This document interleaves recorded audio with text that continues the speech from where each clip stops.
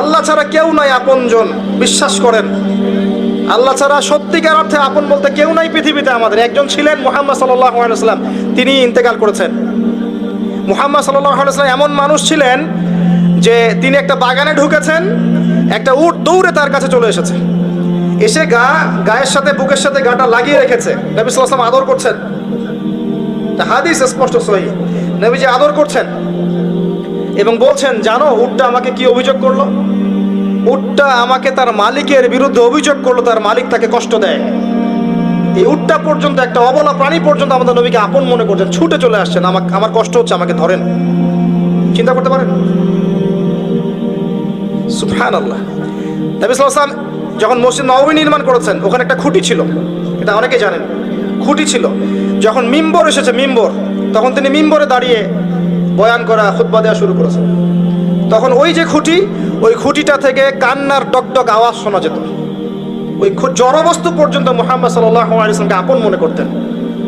মুসলিমদের যে কোনো সমস্যা তারা মুহাম্মদ সাল্লাল্লাহু আলাইহি ওয়াসাল্লামের কাছে যেতেন, বলতেন, তার সাধ্য মতো সেটা সলভ করে দিতেন।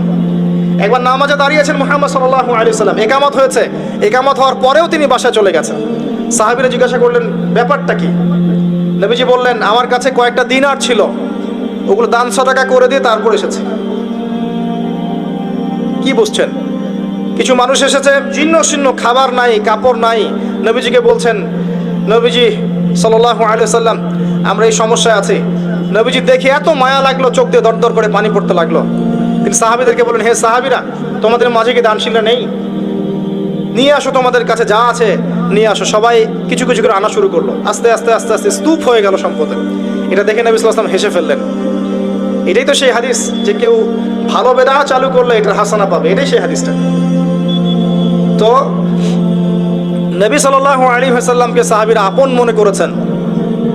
এখন কাকে আপন মনে করবেন আপনি? আমাকে? আমার মধ্যে তো নবীর সুন্নতের 5%ও নাই। আপনাকে দেখে মনে হচ্ছে আমাকে যে আমি অনেক বড় স্কলার, মুফাসসির করেন, অমুক তমুক। আমি নিজেই তো বুঝতে পারছি যে আমার ভিতরে নবী সাল্লাল্লাহু আলাইহি ওয়াসাল্লামের সুন্নাতের 10%ও নাই।